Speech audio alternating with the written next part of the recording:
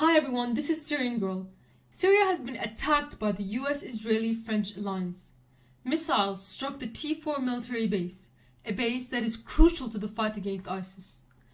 This comes right after a false flag chemical attack in the suburb of Douma in Ghouta, Damascus.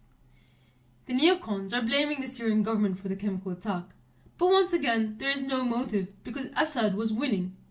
After 7 years of war, Ghouta is almost completely liberated from al-Qaeda-linked rebels. Thousands of civilians have evacuated the city. For years, the rebels weren't allowing them to leave because they were using them as human shields.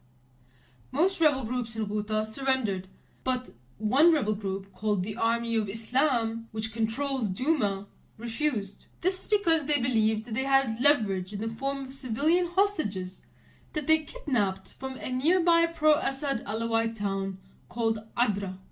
They were taken by Sunni rebels last August. تم أسر هذه النساء والأطفال والآن كما ترون أنتم أمنين لهم نحن مكان جيد. The Army of Islam, one of the groups the US listed as moderate, kidnapped men, women and children. They put them in cages and paraded them around the city of Douma, saying that if Assad bombs the rebels, the hostages would die. They were literally using them as human shields. A few weeks ago, they released footage of these hostages walking through an underground tunnel in Douma, injured and distressed. احنا كنا بسجن اكتوبر بعدين طلعونا على الأمن وحطونا بدوما بس انه مش الحال ومستحيل يضربوا الأسرى. Since these civilians were from a pro-Assad Alawite town, the rebels thought that they had more value as human shields than the civilians of Douma. But the war continued, and it looked like the Army of Islam were about to surrender. But suddenly they stalled negotiations and rained hundreds of missiles down on Damascus city center. You see, some of their members didn't want to surrender. This was when the false flag chemical attack happened.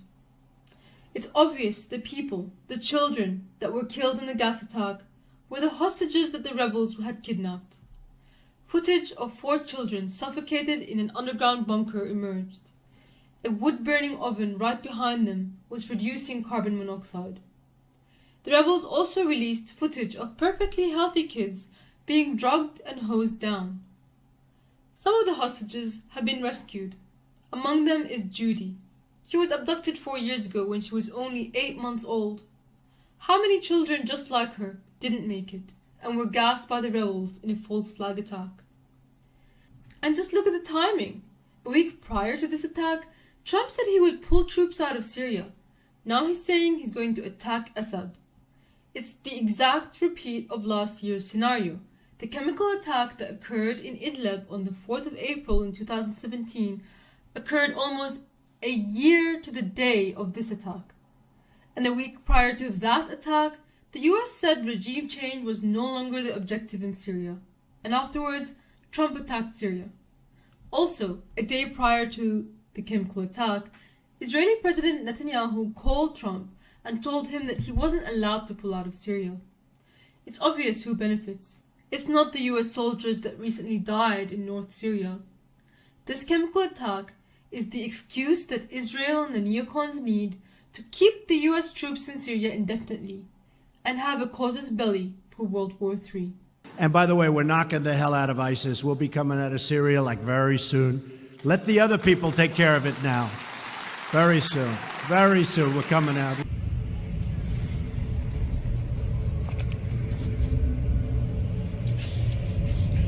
Wait.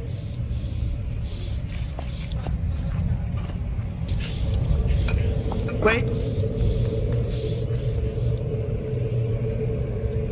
On your marks. Get set. Go!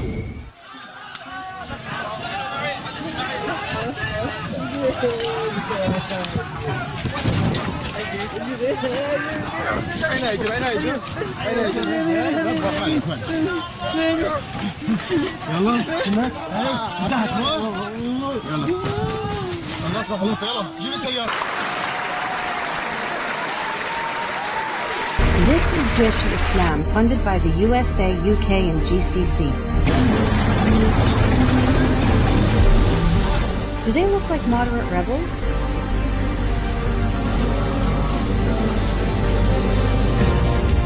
Men and women in cages in Ghouta, used as human shields by Jaish al-Islam.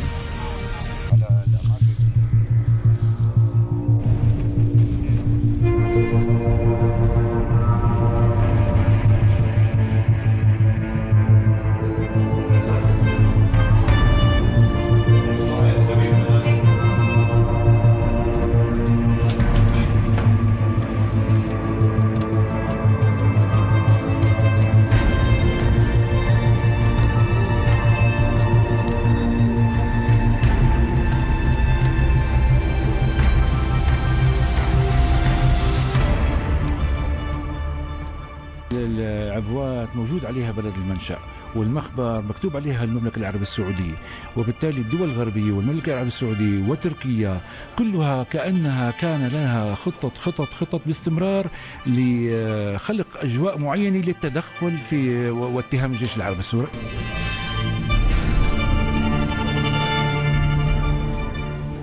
تخطط المجموعات الإرهابية المتواجدة في منطقة الغوطة الشرقية بريف دمشق لفبركة تمثيلية قصف كيميائي واتهام الجيش العربي السوري بها. قاموا بتجميع عدد من النساء والشيوخ والأطفال من خارج المنطقة استعدادا لتمثيل تلك المسرحية.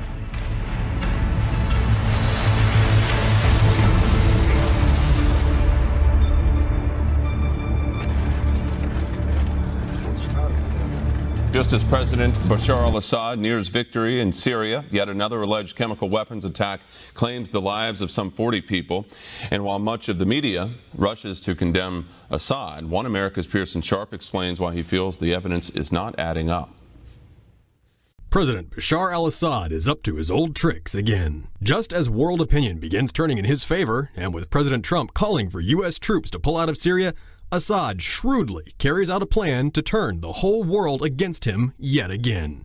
At least, that's the story being churned out by the mainstream media, who insist that on the eve of victory, with a string of military successes on his side, President Assad chose to launch a chemical attack and murder 40 innocent civilians outside the Syrian capital on Saturday.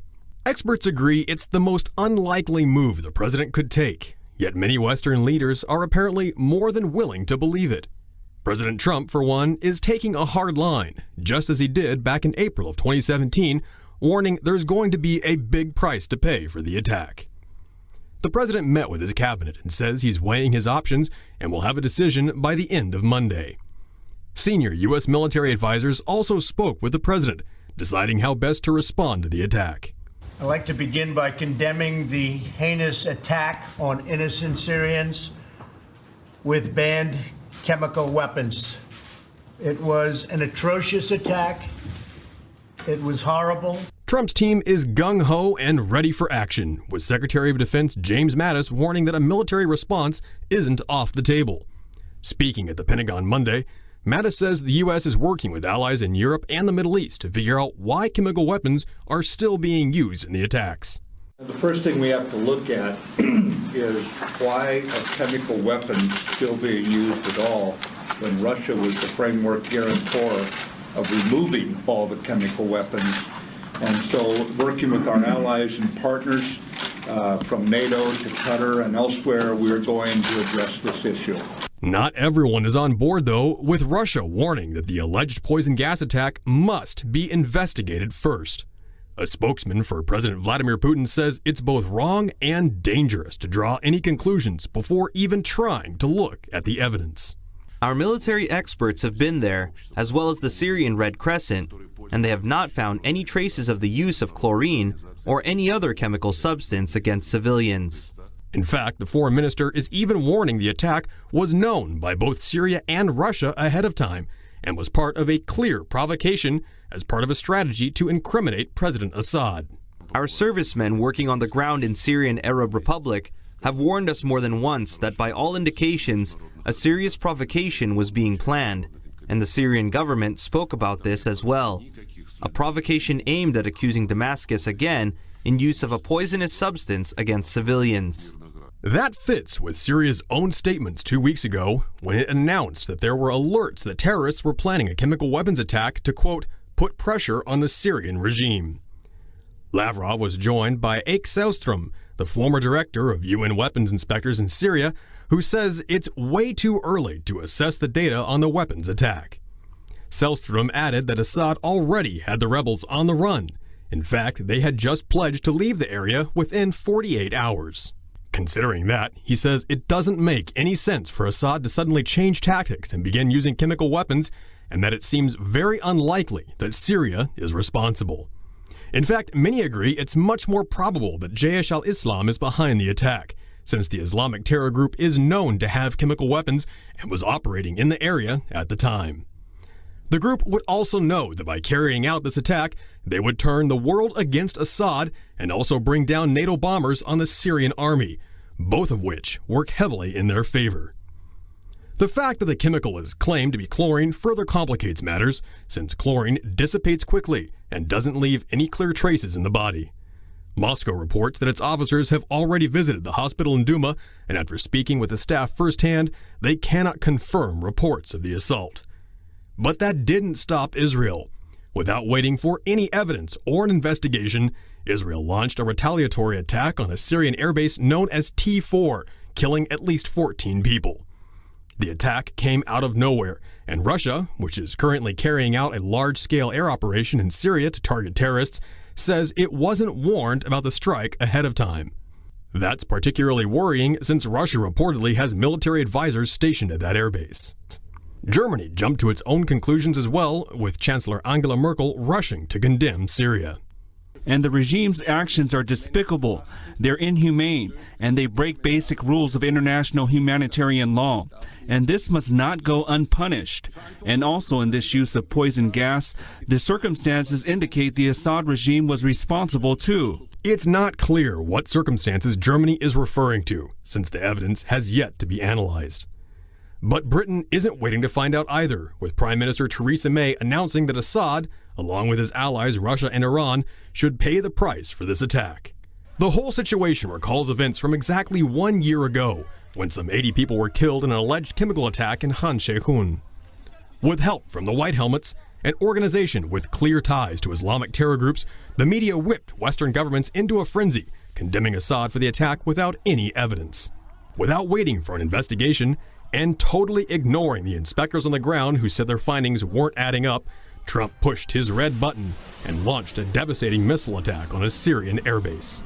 But in the days, weeks, and months that followed, the evidence continued to contradict the media's story about Assad, and today it's all but certain that the terrorist groups launched the attacks, not President Assad. But that doesn't seem to matter to the media or other Western governments, including Washington, which appeared to have a major case of amnesia and seem ready to strike at Assad once again. And what's even stranger is that doctors in the area are raising concerns that the attack may not have even happened. One doctor in a hospital in Duma says that he's been in the city since the beginning and hasn't seen a single patient with chemical injuries. I've been in Duma since the beginning of the events there. We did not treat any injuries or any patients suffering from injuries from poisoning agents. We did not treat any cases of this kind. With Duma all but captured and prisoners finally being released, along with rebel fighters and their families being bussed out by the thousands, it's not clear what advantage President Assad would gain from suddenly using chemical weapons. Max Abrams, a professor from Northeastern University and an expert on terrorism and political violence, says this attack would be the single stupidest thing that Assad could do. So far, all news of the attack has come from opposition activists and the White Helmets, and Abrams warns these groups shouldn't be trusted. He explains they are clearly pro-opposition and have fought for their own anti-Assad political agenda in the past. He's joined by Amar Wakaf, the director of British think tank Knossos, who says these claims are being made by people who have strong biases to portray the Syrian government as badly as possible. It's unclear how President Trump will respond, but with the doubt about who is responsible and the overwhelming evidence that Assad didn't carry out last year's attacks, many are hoping the president won't rush in without an investigation for a second time. And in the meantime, Assad's sure victory from a few days ago now seems very far away.